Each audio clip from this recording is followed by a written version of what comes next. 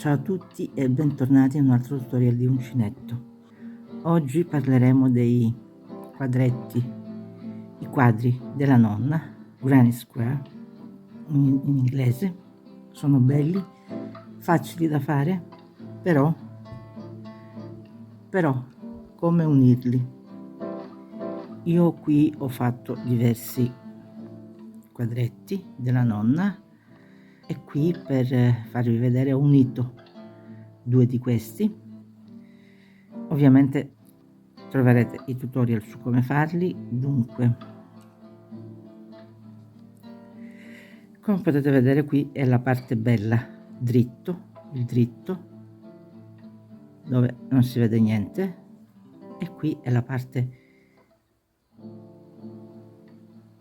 brutta, rovescio, dove si vede la cucitura.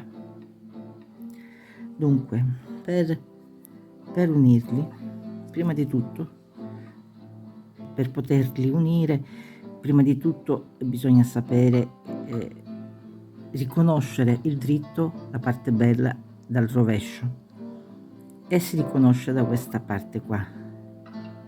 La parte dritta, la parte bella, è quella che si vede la catenella bella, anche qui vedete, eccola la parte bella. E dunque per unirli bisogna prendere le parti belle, i dritti, e sovrapporli così. Quindi bisogna lavorare dal rovescio e bisogna lavorare io ho fatto vedere da che cosa è costituita una maglia, un punto, nei miei precedenti tutorial. Lo rifaccio vedere anche adesso. Per capire poi come si procede, quello che dirò, bisogna tenere presente che abbiamo la parte avanti della catenella, l'asola avanti e l'asola dietro, e quindi prendendo i due quadretti qua, i due quadrati, e sovrapponendoli dalla parte bella, vedete la parte bella è questa qua, dove si vedono le maglie bene, e sovrapponendole lavoriamo su queste asole dietro, quelle che noi abbiamo chiamato l'asola dietro, su quest'asola qua, e lo stesso anche dall'altra parte. Andiamo sull'altra asola qui dietro, lavoriamo su queste due. Dunque basta prendere il filo, faccio con questo filo che non c'entra proprio niente come colore, però per far vedere, allora prendiamo il filo come lo prendiamo di solito, passiamo per avere un'asola sull'uncinetto qui,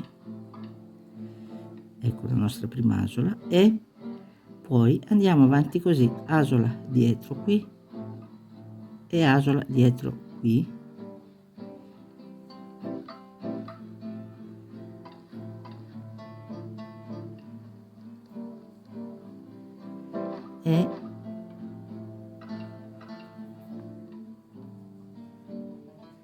e passiamo il filo e facciamo una maglia bassissima. Ancora asola dietro qui e asola dietro dall'altra parte, prendiamo il filo e lo passiamo qui e facciamo una maglia bassissima, asola dietro qui e asola dietro qui, prendiamo il filo e facciamo una maglia bassissima, cioè passiamo un filo, un'asola attraverso l'altra,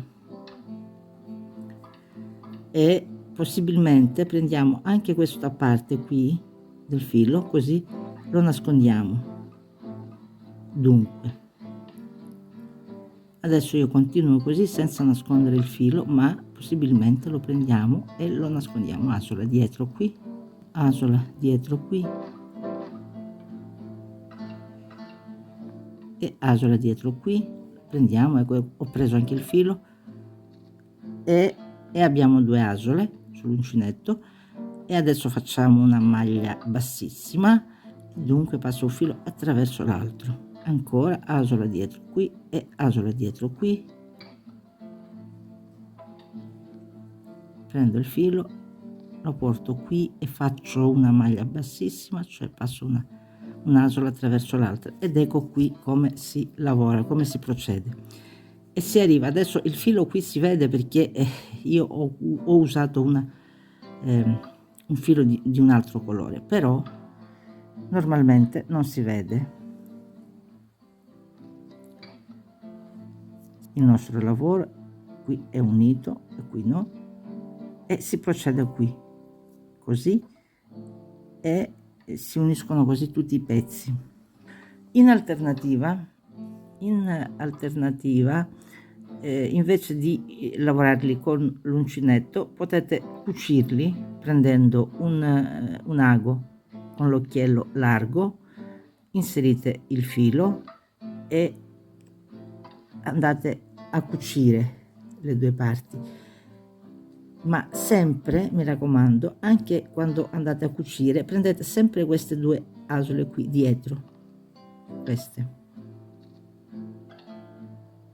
così poi tornando da questa parte, che è la parte bella, non si vede niente, come potete vedere, anche se io ho usato un filo che non sta proprio per niente con i colori che ho usato, comunque non si vede.